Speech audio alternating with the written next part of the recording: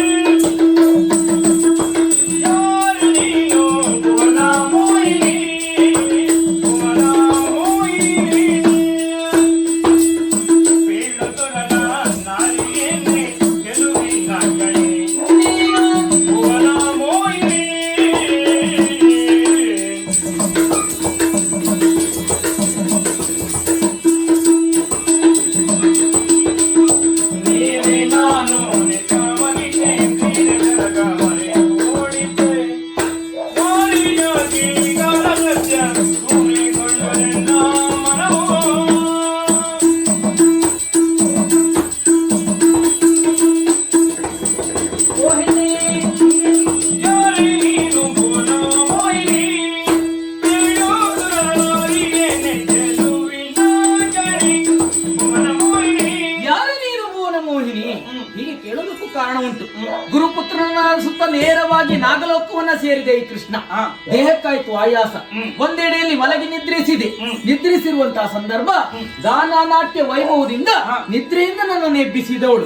ಎತ್ತು ನೋಡ್ತಾ ಇದ್ದೇನೆ, ಸುಂದರವಾದ ಹೆಣ್ಣು. ಯಾರು ನೀನು? ಯಾಕೆ ಹೀಗೆ ಮಾಡಿದೆ ಹೇಳುವೆಯಾ? ನನ್ನ ಪರಿಚಯವಾ?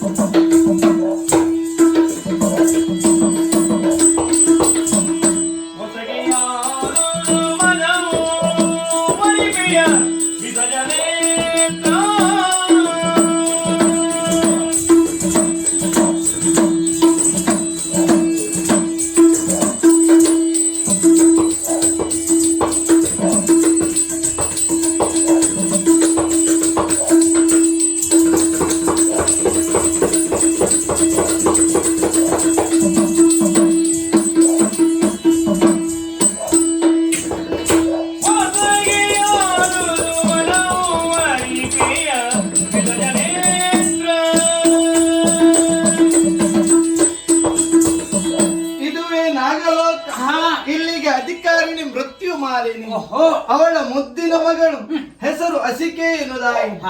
ಆದ್ರೆ ನಿಮ್ಮನ್ನು ಎಬ್ಬಿಸಲು ಕಾರಣ ಈ ನಿಮ್ಮ ರೂಪ ಲಾವಣ್ಯ. ನಿಮ್ಮ ರೂಪ ಲಾವಣ್ಯಕ್ಕೆ ಸೋತವಳು ನಾನು. ಆದ್ರೇನು ಮಾಡುವುದು? ಗಾಢ ನಿದ್ದೆಯಲ್ಲಿದ್ದೀರಿ ನೀವು. ಹಾಗಂತ ಮೈಮುಟ್ಟಿ ಎಬ್ಬಿಸದೆ ಪರಪುರುಷರನ್ನ ಮೈಮುಟ್ಟಿ ಎಬ್ಬಿಸಬಾರದಂತೆ ಅಪರಾಧವಾಗ್ತದೆ. ಹೌದು. ಆ ಕಾರಣಕ್ಕ ಏನ್ ಮಾಡುದು ಎನ್ನುವುದಾಗಿ ಯೋಚಿಸಿದಾಗ ನನ್ನ ಮನಕ್ಕೆ ಹೊಳೆದಿದ್ದು ಹೀಗೆ. ನಾನೇ ನಾಟ್ಯವನ್ನು ಹಾಡಿ ನಾನೇ ಗಾಯನ ಹಾಡಿದೆ ಹೌದು ಅಂತಾದ್ರೆ ಎಚ್ಚೆತ್ತುಕೊಳ್ಳುತ್ತೀರಿ ಎಂಬ ಕಾರಣಕ್ಕಾಗಿ ನಾಟ್ಯ ಗಾಯನವನ್ನು ಮಾಡಿದ್ದೀನಿ. ಸರಿ. ಆದ್ರೆ ನಿಮ್ಮನ್ನು ಎಬ್ಬಿಸಲು ಕಾರಣ ಈ ರೂಪ ಲಾವಣ್ಯಕ್ಕೆ ಮನಸೋತಳು ನಾನು. ಮದುವೆ ಆಗ್ತೀರ ನನ್ನನ್ನು? ಹೆಣ್ಣೆ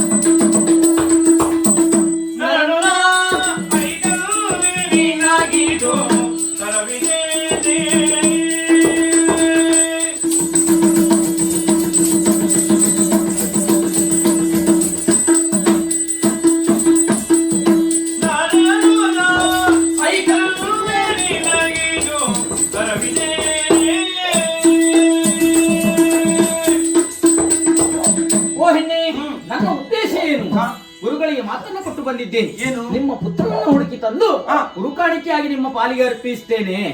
ಆದರೆ ನನ್ನ ರೂಪಕ್ಕೆ ಮರುಳಾಗಿ ನನ್ನನ್ನು ಮದುವೆ ಆಗ್ತಿ ಎಂಬುದಾಗಿ ಕೇಳ್ತಾ ಇದ್ದೀಯ. ಹೌದು. ಆಗುವುದಿಲ್ಲ ಅಂತಲ್ಲ, ಮುಂದೊಂದು ಸಂದರ್ಭ ಕೃಷ್ಣ ಈ ಲೋಕಕ್ಕೆ ಬರ್ತಾನೆ, ನಿರೀಕ್ಷೆಯಲ್ಲಿ.